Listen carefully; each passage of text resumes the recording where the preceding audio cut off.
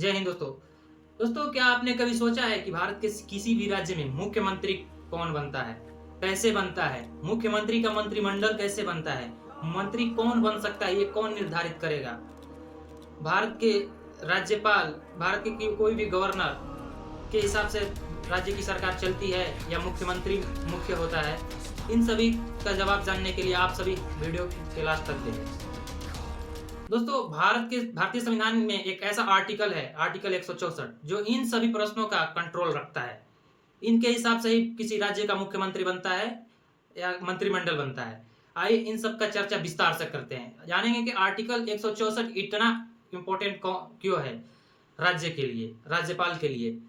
इसकी अच्छाइयों के बारे में जानेंगे, इसकी बुराइयों के बारे में जानिए। आप वीडियो में लास्ट तक बने रहे। आर्टिकल 164 भारतीय संविधान का एक ऐसा नियम है जो राज्य के मुख्यमंत्री को नियुक्त करता है, वहां के मंत्रियों को नियुक्त करता है, और नहीं तो वहां के मंत्रियों की संख्या को तय करता है कि कौन कौन मंत्री बन सकता है। ऐसा नहीं है कि सब लोग मंत्री बन सकता है। आर्टिकल 164 में साफ साफ बताया गया है कि कितने लोग मंत्री बन सकते हैं। सरल भाषा में कहे तो राज्य की सरकार चलाने का एक सिस्टम बनाता है आर्टिकल 164। मुख्यमंत्री बन गए तो अब रही बात की मुख्यमंत्री की मंत्रिमंडल भी बनेगी। जी हाँ, मुख्यमंत्री की मंत्रिमंडल भी बनेगी, और जिस पार्टी से बहुमत से मुख्यमंत्री बने हैं उसी पार्टी से विधायकों को मंत्री बनाया जाएगा। क्या राज्यपाल खुद अपनी पसंद से मंत्री बनाएंगे? जी नहीं, मुख्यमंत्री अपनी पसंद से मंत्रिमंडल बनाएगा। कौन गृह मंत्री बनेगा, कौन स्वास्थ्य मंत्री बनेगा, कौन शिक्षा मंत्री बनेगा, ये अपने हिसाब से, खेल मंत्री वगैरह सब ये मुख्यमंत्री तय करेगा। औपचारिक तौर पर केवल राज्यपाल नियुक्ति दिवाएंगे, बस कहने के लिए है कि हम नियुक्ति कर रहे हैं। बाकी तो मेन चुनाव करता है कौन क्या बनेगा, ये मुख्यमंत्री राज्य का। और ये सीमित मात्रा में रहता है, ये नहीं है कि सभी विधायक अपने आप को मंत्री बना लेंगे। ये संविधान में साफ साफ कहा गया है कि टोटल सीटों का केवल 15% लोग ही मंत्रिमंडल में बैठ सकते हैं, बाकी लोग सिर्फ विधायक तौर पर ही रहेंगे। कम से कम मंत्रियों की संख्या 12 हो सकती है, अधिक से अधिक तो कुल सीटों का 15%।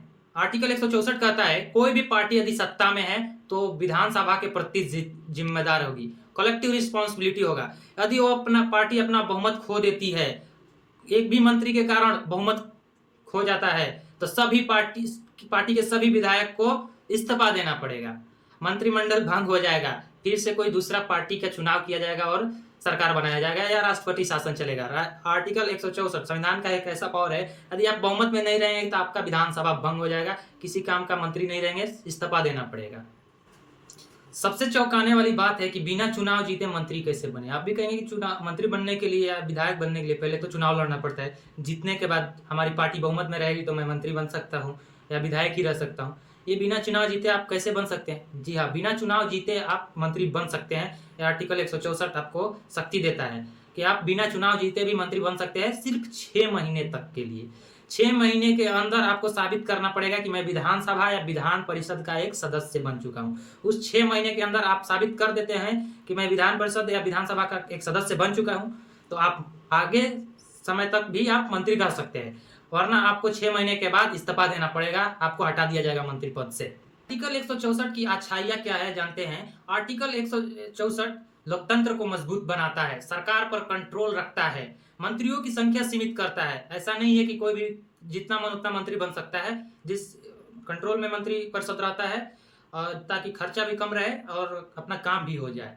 विशेषज्ञों को मौका देना, और बिना पढ़े लिखे भी कभी कभी चुनाव जीतने के बाद अच्छे और एंटरप्रेन्योर लोग चुनाव नहीं जीत पाते हैं, तो उनके लिए भी अधिकार देता है आर्टिकल 164 की मंत्री बन सकते हैं, अच्छे अपने राज्य के लिए सोच सकता है, कर सकता है, तो यहाँ पर ये मौका देता है।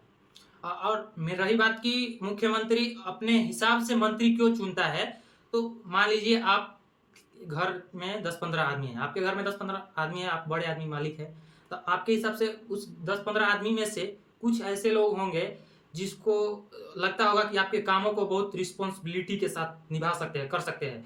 2-4 आदमी होंगे, बाकी सब लोग रिस्पॉन्सिबिलिटी के साथ नहीं निभा सकता है, करने को सब करेगा, लेकिन कुछ लोग ऐसे होंगे जो आपके काम को शिद्दत से करेंगे। उसी तरह मुख्यमंत्री भी अपना मंत्रिमंडल कुछ गिने चुने लोगों को ही बनाता है अपने हिसाब से काम करने के लिए, कि ताकि कोई भी काम करने में बाधा ना आए। इसलिए राज्यपाल नहीं चुनता है, वो बस नियुक्ति करता है। मंत्री का चुनाव मुख्यमंत्री करता है, कौन कौन सा मंत्री रह सकता है। अब आइए आर्टिकल 164 की बुराइयों के बारे में जानते हैं कि आर्टिकल 164 के रहने के वजह से क्या क्या बुराइयां ये है कि मुख्यमंत्री बहुत शक्तिशाली हो जाएगा, राज्य के प्रति कुछ भी करने लगेगा, राजनीति दबदबा बढ़ जाएगा। मुख्यमंत्री या जो पार्टी जीती हुई है वो अपने हिसाब से कुछ भी डिसीजन लेना शुरू करेगी, खुलकर सोचेगी भी नहीं। हारे हुए लोग भी मंत्री बन सकते हैं, जो कि मैंने आगे बताया हुआ है। तो इसमें वो लोग भी बन सकते हैं, जैसे जनता किसी को नहीं चाहती लेकिन वो दबंगई के दम पर मुख्यमंत्री बन जाता है। तो ये आर्टिकल 164 की बहुत बड़ी बुराइयां है। बड़ा सवाल बनता है कि आर्टिकल 164 राज्य के लिए इतना जरूरी क्यों है? जी हाँ दोस्तों, बहुत ही जरूरी है।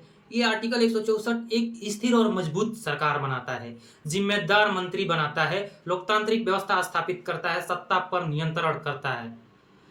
ऐसा ही कुछ घटना फिलहाल बंगाल चुनाव में हो गया था। ममता बनर्जी चुनाव हारने के बाद मंत्री पद से इस्तीफा नहीं दे रही थी, कार्यकाल पूरा होने के बाद भी। आर्टिकल 164 पावर देता है कि यदि आप इस्तीफा नहीं देंगी तो वहां के राज्यपाल विधानसभा को ही भंग कर देंगे और जो पार्टी बहुमत में आई है उस पार्टी के मुख्यमंत्री को शपथ दिलाएंगे।